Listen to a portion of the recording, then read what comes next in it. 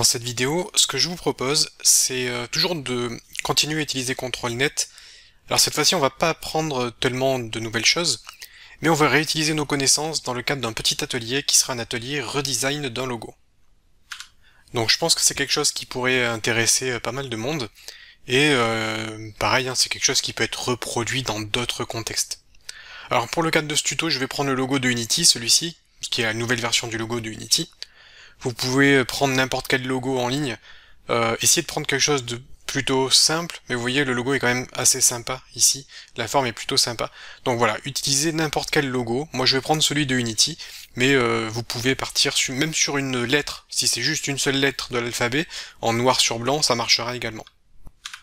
Alors évidemment on va avoir besoin de CtrlNet, je vais juste sélectionner un style par exemple, je vais prendre dramatique, voilà. Donc on a besoin de CtrlNet, on va générer 4 images, je vais diminuer un petit peu les steps, on active CtrlNet, Enable, on va prendre le processeur Kani, mais ça marche aussi avec Scribble par exemple, peu importe.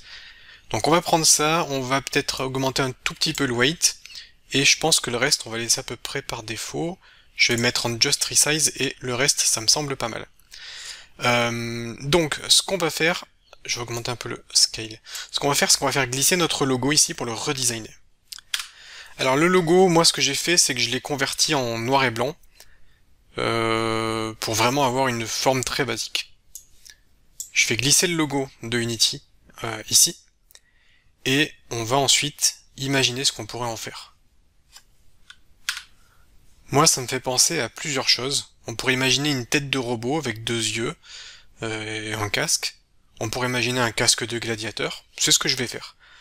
Je vais marquer un casque de gladiateur, et je vais cliquer sur Generate. Et là Unity va me générer des images, Stable Diffusion, pardon, va me générer des images, basées sur le logo, tout en prenant en compte le prompt, donc en sachant qu'on a tapé un casque de gladiateur, ça va redesigner le logo de Unity, pour le transformer un petit peu en quelque sorte en casque de gladiateur. Et le rendu est vraiment très sympa, en tout cas déjà de ce qu'on peut voir au niveau de l'aperçu. C'est vraiment très sympa. Plutôt réussi. Donc ça c'est ce qui a été utilisé, et ça, ce sont les images qui ont été générées à partir du logo de Unity. La première est pas mal parce qu'on voit bien les traits, mais on pourrait marquer d'autres choses. Steampunk par exemple. Je vais régénérer quelques images. Alors on aurait pu taper d'autres mots dans notre prompt comme glowing pour avoir des effets lumineux, ancien, abîmé, rouillé, on aurait pu vraiment donner plus de précision. Mais vous comprenez le principe. Donc voilà un petit peu le résultat.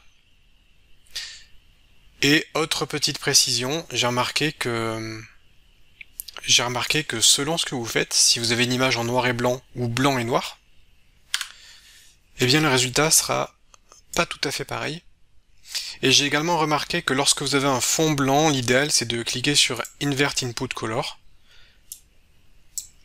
Et ça nous donne des résultats aussi pas trop mal. Pareil, hein, je reste en Kani pour l'exemple, mais vous pouvez très bien utiliser n'importe quel autre algorithme pour faire vos tests.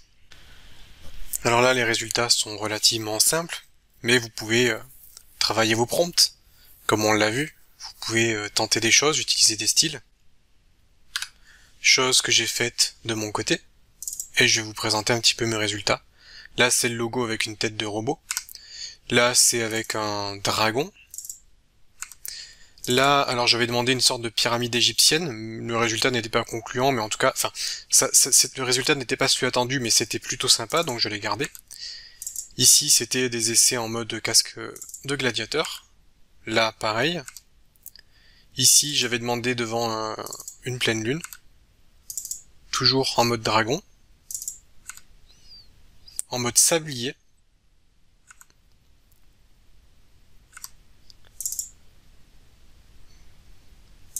Là, c'était un petit peu futuriste.